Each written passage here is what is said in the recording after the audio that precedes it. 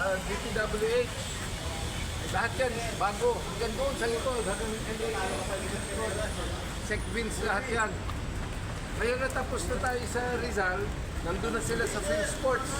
So buong Phil Sports naman, lalatakan din nila ng Sparko para maganda rin kasi long overdue. So what we're doing here, we repainted. If you notice this garden, we're renovating. Kasi yung garden na yan, kahit linggo-linggo nandito kayo, hindi kayo makapunta. Kasi yan lang yung garden na puro pader. Paano ka pupunta sa garden kung pinaderan? So pinatanggal natin yung mga pader para easy access from entrance, easy access there. So yan, nirarush rin natin yan for WTA. So, aside from this brand new media center that the PSS gives for all of you, dahil ang dami sa ating mga kasama sa media, tumanda na, pa-retire na. Hindi man lang natin napaganda yung media center ng Rizal. Eh, yung isa ron, no, yung nakapula. Pa-retire na yan. Hindi na simpra, pa-retire na yan.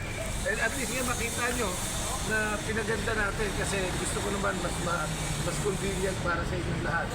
So the repainting, all of that, ang gawin natin, yun, ang gawin natin, pasok na muna tayo sa Rizal o mamaya na. Ganon. Kasi gusto ko ma-experience yung yung fan zone kung saan tayo lalabas, papunta sa tennis court. Tapos makikita nyo, ang daming solar lamps. Almost 150 ang solar lamps sa buong Rizal.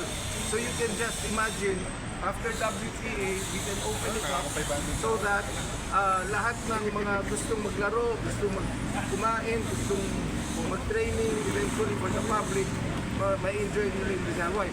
Because sa Rizal, hindi lang naman pang-atleta yan. Para sa taong bayan yan. Hindi ba? Sabi ko nga po, kausap namin ng DepEd, sabi ko nga, dapat pag may field trip yung mga bata sa eskwelahan, dapat kasama yung Rizal. Kung kasama yung National Museum, dapat kasama si Rizal. 1934, iconic tayo, ba't hindi natin sinasama sa mga field trip sa mga bata? Diba? So, actually, yan yung mga ginagawa natin to really open it up to the people. Because yan ang gusto ni Pangulo. And napakadali namang gawin at dapat lang po gawin. So, today, to all of you, I'll show you after that. So, papakita ko sa inyo yung plano natin.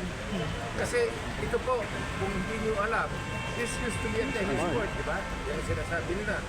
So, sabi natin, bakit di natin balik sa tennis court? So, mas marami tayo. Hindi, bata ko, ang tagal. Yung mic. So, legit, ang magaling. Roll mo na, nasot mo And muna. then yung former bowling center.